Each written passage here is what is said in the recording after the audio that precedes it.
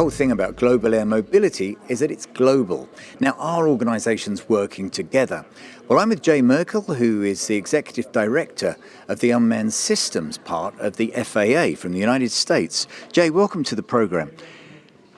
This whole idea, who owns it? Should we be working together with different countries with regulation, even while we're seeing others racing ahead doing completely different things?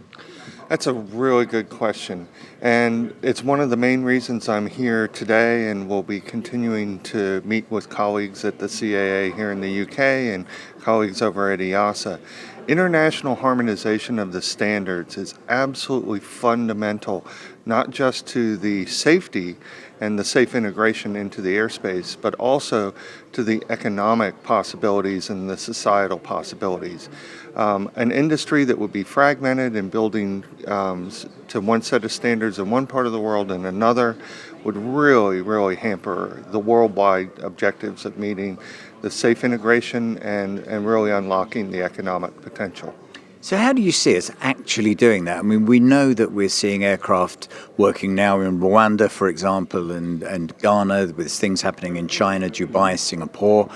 Those regulations are tearing ahead. Are we going to be following what they're doing, or do we rein them back in?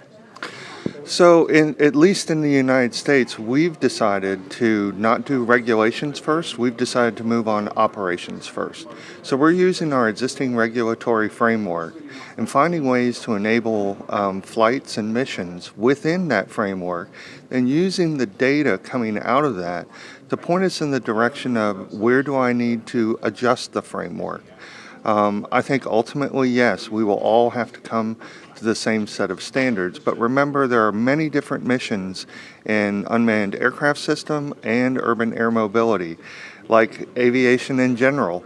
It's not all one airplane, it's not all one mission. And I think there are places in the world where they have made choices about how to structure their airspace that makes it a lot easier to integrate.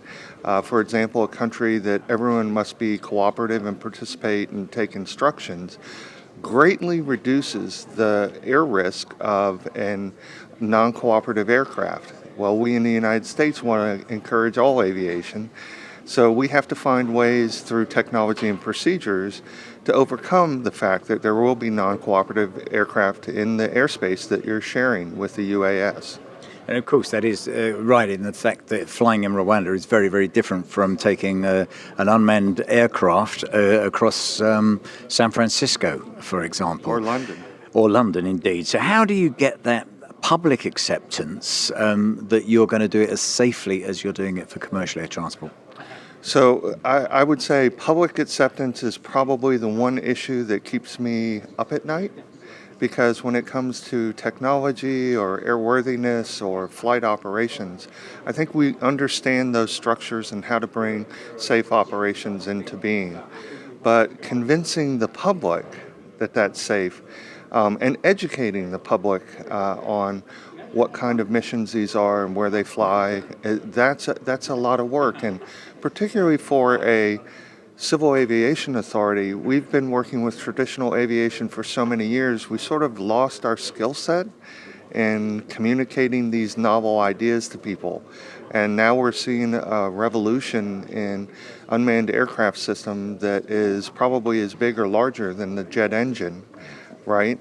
Now what used to cost a tremendous amount of money in airplanes, several $100,000, you can go down to a local box store and buy not a toy, but in the United States, what is an aircraft? Anything over half a pound in the United States is an aircraft.